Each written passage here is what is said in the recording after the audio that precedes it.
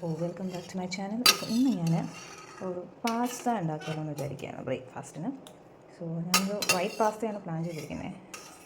So അതിൻ്റെ ഒരു പ്രോസസ്സിലാണ്. നമ്മൾ പാസ്ത വെള്ളത്തിൽ ഉപ്പും കുറച്ച് എണ്ണ ഒഴിച്ചിട്ട് ബോയിൽ ചെയ്യണം. അത് നന്നായിട്ട് വെന്ത് കഴിഞ്ഞിട്ട് നമ്മൾ എടുത്ത് മാറ്റണം. ഇനി ആണ് റിയൽ പ്രോസസ്.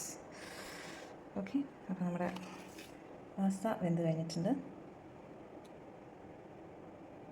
ഓക്കെ, പിന്നെ കുറച്ച് പച്ചക്കറിയും കൂടെ ആഡ് ചെയ്യാൻ വെച്ചു. ക്യാരറ്റ്, ബീൻസ്, വെളുത്തുള്ളി ചെറുതായിട്ട് അരിയണം, ജിഞ്ചർ ചെറുതായിട്ട് അരിയണം. ഇഫ് യു വോണ്ട് നിങ്ങൾക്ക് വേണമെങ്കിൽ ഗ്രീൻ ചില്ലീസും ആഡ് ചെയ്യാം കേട്ടോ. ഇതെല്ലാം ചെറുതായിട്ട് അരിഞ്ഞ് വെച്ചിട്ടുണ്ട്. പച്ചമുളക്, ഇഞ്ചി, ഇതെല്ലാം പാനെടുത്ത് ചൂടാക്കാൻ വെച്ചിട്ടുണ്ട്. ഇതിലേക്ക് നമുക്ക് ആദ്യം വെജിറ്റബിൾസ് ഇതൊക്കെ ഒന്ന് സോപ്പ് ചെയ്യാം. ഇഞ്ചിയും വെളുത്തുള്ളിയും കൂടെ നമ്മൾ നന്നായിട്ട് സോപ്പ് ചെയ്യണം. നമ്മൾ ബീൻസും ക്യാരറ്റും കൂടെ നന്നായിട്ട് ഒന്ന് വേവിക്കാം. പച്ചക്കറിയൊക്കെ നമ്മൾ വേവിച്ച് വെച്ചു. ഇനി ഇതിലേക്ക് നമുക്ക് ബട്ടർ ഇട്ട് കൊടുക്കാം.